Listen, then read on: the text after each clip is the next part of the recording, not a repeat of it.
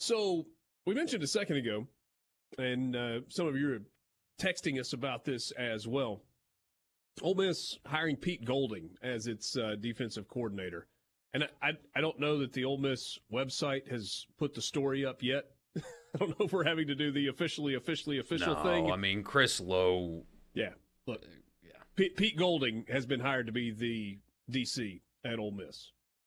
And I think this is a big deal, right? I mean, Chris Partridge is a guy that was fairly highly thought of as kind of a young up-and-comer. He was co-defensive coordinator 2 seasons ago. He was the defensive coordinator, and I guess technically still co this year because Maurice Crum had the co-defensive coordinator title as well. But Pete Golding has been Nick Saban's defensive coordinator at Alabama. And even for 5 years.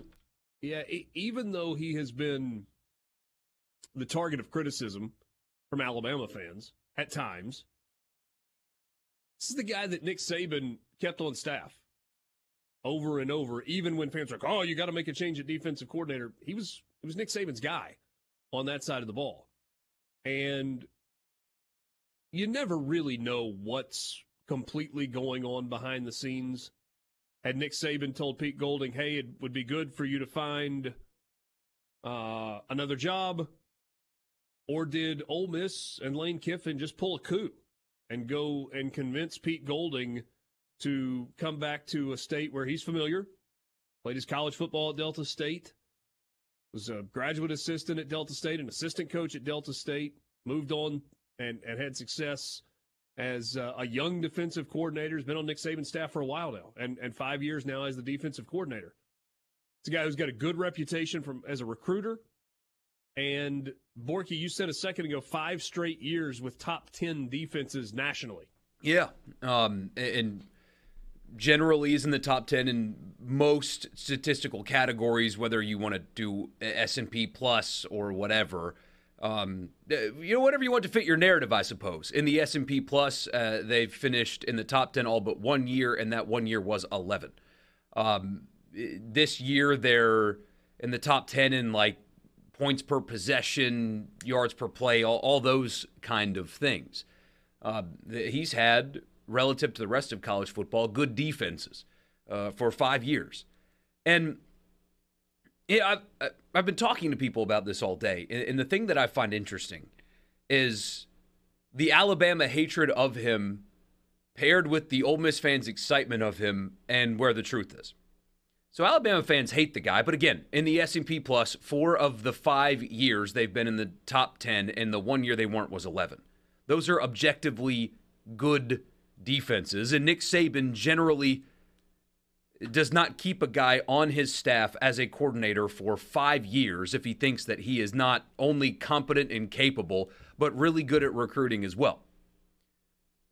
So Alabama fans are a bit spoiled with him and what he's done there.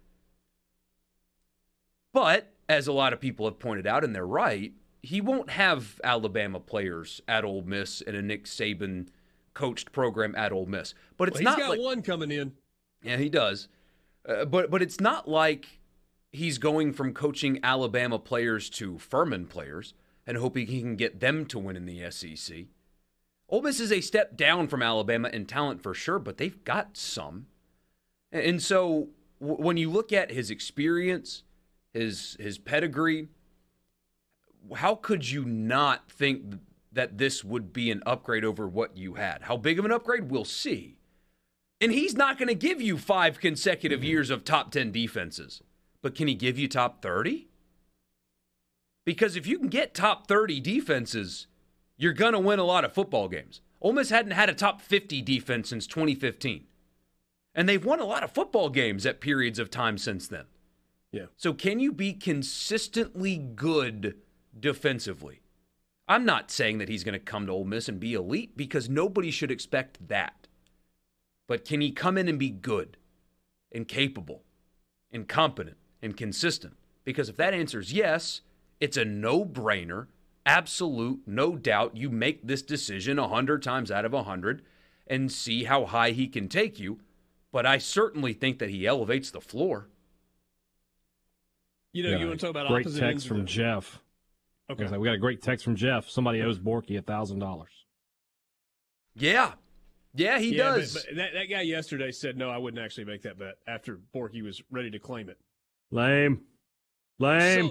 So opposite ends of the spectrum on the C Spire text line. Dale in the Delta says, feels like Saban told Pete to look around. Ole Miss may have gotten worse on defensive coordinator. He struggled with the best talent in the nation. And then on the flip side, tell Richard to stop with the we don't know if Saban told him to go. Geez, nobody's been calling for him to go. Everybody's been calling for O'Brien to go. All I said to you was, we don't know what happened behind the scenes. But by any objective measure, this is a good hire and a coup for Lane Kiffin. Pete Golding was not fired at Alabama. Ole Miss just hired Alabama's defensive coordinator. What happened behind the scenes? I don't know. Did he want to get out? Did he want to get closer to home? Did he want to get closer to his wife's home? Was he ready for a new start? Did he want more autonomy on that side of the ball? Had Nick Saban told him, if you don't go find another job, I'm going to fire you? I don't know the answer to any of those questions. What I know, though, is what Michael Borky just said, that for 5 straight years, he's coached a top 10 defense nationally. We get a message on the text line that says, Pete Golding's defenses have ranked in conference going back to when he arrived at 2016 at UTSA. Third, first, third, first, third, second. That's good. It's a guy that knows his way around a defensive staff room. So and somebody let me says ask that the I'm question toting the water by saying that it's a good hire. I mean, what are we doing? You're a water toter. Let me ask you this, because I know Borky, when we talk about Kiffin and Levy and Weiss and whatever, being Lane Kiffin's offensive coordinator, what does it really mean? What does it really mean being Nick Saban's defensive coordinator? It's a good question. And that's something that we will learn. It means, for one thing, you are under a flipping microscope. That's one thing that it means. Right? No, for sure. Which is interesting when you consider what it's going to be like for him at Ole Miss. He will not be under a microscope from his head coach. What's the opposite of a microscope? It won't be like that. Binoculars are far away. That would be a telescope. That would be the opposite of a microscope. Yeah, telescope, yeah. It's fascinating to me when people say, like, we've got one the guy that's calling you, probably me too, a water toter, says top 10 defenses at Alabama. Ole Miss defensively 2021 definitely got better in the second half of the season for sure. They did. But they were, 66th nationally in scoring in S&P Plus. They weren't particularly good either.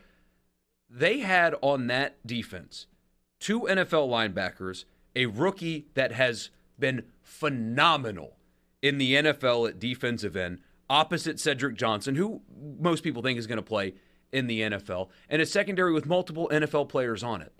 And they weren't good. So when you say that, he's only doing it because he's at Alabama, you've seen Ole Miss teams with good players not perform well. Mm-hmm. That's what I keep going back to that. I said it a second ago, but he's not coaching Furman players in the SEC. Ole Miss doesn't recruit like Alabama, but they get good players. You're not asking this guy to come in and be the number 1 defense in college football. You're asking him to be competent and consistent, which they have not been since 2015 on defense. That's what the expectation should be. And they are completely realistic when you consider his pedigree and what he's done, yes, with better players. Yes. Let me tie 2 text messages together, because this is kind of a fascinating, I don't know, 2 sides, whatever. Is Golding really that good, or do all those 4 and 5 stars make him look good? Maybe the answer is yes. And then you got James in Hattiesburg who says, he was good at UTSA. Then what he did at Alabama is less important to me than what he did there. And maybe there's something to that, right? I mean, there's a track record of success regardless of the level at which he's coaching. I think if you're an Ole Miss fan, you got reason to be excited. I mean, do you have reason to run out and buy tickets for Houston next year, where the national championship's going to be? I don't know about that. But I think you have reason to be excited because you added a good recruiter and a good coach.